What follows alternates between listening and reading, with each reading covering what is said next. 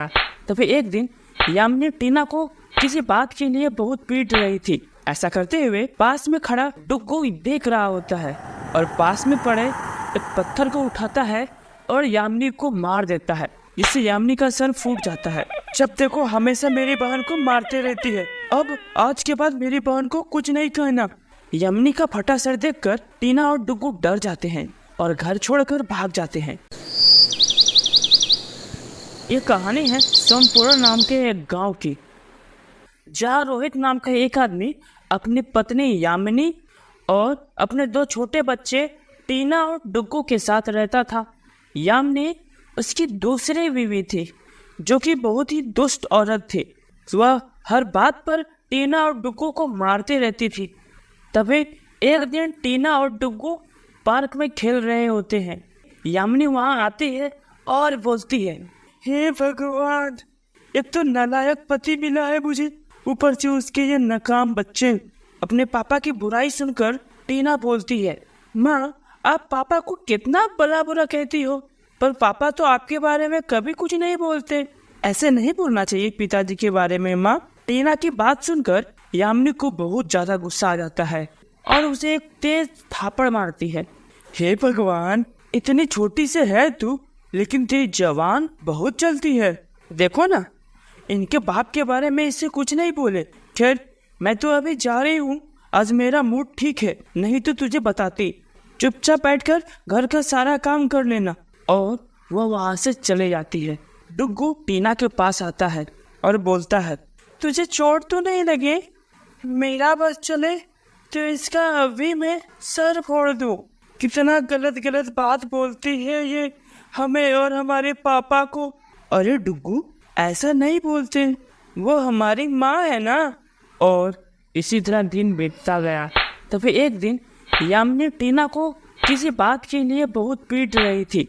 ऐसा करते हुए पास में खड़ा डुग्गू देख रहा होता है और पास में पड़े एक पत्थर को उठाता है और यामिनी को मार देता है, जिससे यामिनी का सर फूट जाता है। जब देखो हमेशा मेरी बहन को मारते रहती है, अब आज के बाद मेरी बहन को कुछ नहीं कहना। यामिनी का फटा सर देखकर टीना और डुग्गू डर जाते हैं और घर छोड़कर भाग जाते हैं।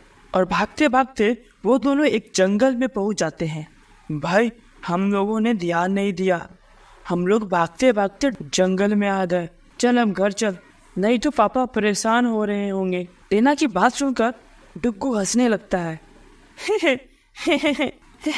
तू परेशान क्यों हो रही है टीना? अब तो हम आजाद हो गए ना उस कलमुही औरत से। अब मैं कहीं नहीं जाऊंगा, बहुत टॉर्चर करती है वो हमें। और रही बात पापा की, तो पापा भी तो उन्हीं की बात सुनते हैं। तभी टीना और डुग्गू को जंगल में एक झोपड़ी दिखाई देती है। डुग्गू उस झोपड़ी की तरफ जाने लगता है। तभी टीना डुग्गू से बोलती है, भाई रुक जा, इस जंगल में झोपड़ी, आगे खतरा हो सकता है। पर डुग्गू बात नहीं सुनता और जाकर झोपड़ी का गेट टकटकाने लगता है और गेट से एक चुड़ैल निकलती है। आज तो मजा आ गया, आज शिकार खुद चलकर मेरी झोपड़ी पर आया है। वैसे भी बहुत दिन से बच्चों का मांस नहीं खाया, अब मैं इन दोनों को खाऊंगी। चुड़ैल जी, खाना है तो मुझे खा लीजिए, टीना को छोड़ दीजिए, ये सब मेरी वजह से हुआ है। नहीं चुड़ैल जी, ये तो बच्चा है, नादान है, आप मुझे खा लीजिए, इसे जाने दीजिए। चुड़ैल इन दोनों का प्यार देखकर पिघल जाती है। मैं तुम दोनों में से किसी को नहीं खाऊंगी, जाओ तुम दोनों बच्चे अपने घर चले जाओ। चुड़ैल जी, आप हम दोनों को जिंदा छोड़ रहे हैं, लेकिन हम लोग घर जाएंगे तो भी हमारी मौत पक्की है। हाँ, आप ही मुझे खा लो, जिससे आपका पेट तो भर जाएगा। अरे भला, ऐसे कोई घर में कैसे मार देगा? ऐसे क्या बात हो गई? चुड़ैल को सारी बात बताते हैं। तुम चिंता मत करो टीना, तुम्हारी उस हरामखोर माँ को मैं ठीक करूंगी, तुम दोनों कुछ दिन यहीं रुक जाओ। तभी टीना और डुग्गू चुड़ैल के यहाँ ही रुक जाते हैं। इधर रोहित परेशान हो रहा होता है और यामिनी से कहता है, तुम डुग्गू और टीना की माँ हो, तुम्हें नहीं पता कि बच्चे कहाँ गए हैं? पता नहीं कहाँ गए होंगे दोनों, मुझे क्या पता, कि तुम्हारे दोनों बच्चे कहाँ गए। दोनों ने मेरा सर फोड़ दिया और भाग गए। मैंने उन दोनों के लिए क्या क्या नहीं किया, पर मुझे अंत में क्या मिला, ये चोट। और ऐसा बोलकर यामिनी वहाँ से चले जाती है, लेकिन वह मन ही मन में खुश हो रही होती है। दोनों बच्चे उसे छोड़कर चले गए। इधर चुड़ैल टीना और डुग्गू का बिल्कुल अच्छे से ध्यान रखती है। चुड़ैल जी, आपका कोई नहीं है क्या परिवार में? आप हम दोनों का कितना अच्छे से ध्यान रखती हो। बेटी, मैं पहले से चुड़ैल नहीं थी लेकिन कुछ दुष्टों ने पैसे की लालच में हमारे घर में आग लगा दिया। मेरे भी 2 बच्चे थे और उस आग में सबकी मौत हो गई और मैं चुड़ैल बन गई। मैंने उस आदमी से बदला तो ले लिया, लेकिन मेरे दोनों बच्चे और मेरे पति उस आग में जल गए। चुड़ैल की बात सुनकर दोनों बहुत ज्यादा दुखी होते हैं। चुड़ैल जी, अब हम आप ही के साथ रहेंगे। हाँ चुड़ैल जी, हमारा भी कोई नहीं और आपका भी कोई नहीं तुम लोग कितने मासूम हो। अगर तुम लोग मेरे साथ रहोगे तो पढ़ाई लिखाई कब करोगे? घर में मेरी माँ पढ़ने कहाँ देगी, वो तो मुझे मारते पीटते रहती है। तुम चिंता मत करो, उस हरामखोर औरत को तो मैं ठीक करूंगी। चुड़ैल के बहुत समझाने पर डुग्गू और टीना अपने घर जाने के लिए तैयार हो जाते हैं और चुड़ैल उसे घर छोड़ देती है। यामिनी जैसे ही उन दोनों को देखती है, फिर गुस्से में बोलती है, अरे मनहूस, आ गए? भाग तो गए थे मेरे सर फोड़कर, अब आ गए? आओ आओ, स्वागत है तुम्हारा। हाँ, लेकिन मैं अपने सर के चोट का बदला तो जरूर लूंगी तुमसे।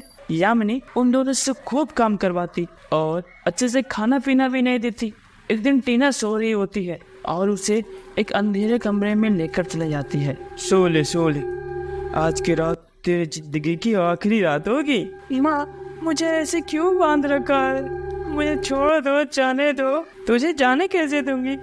पहले तू मरेगी और फिर डुग्गू, और फिर मैं इस घर की मालकिन बन जाऊंगी।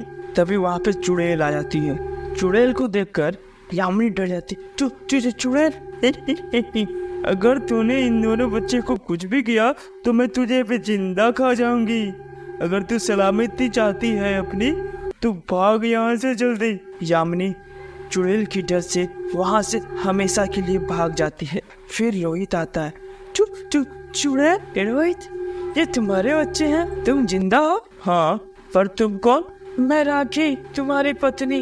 मतलब ये मेरे ही बच्चे हैं?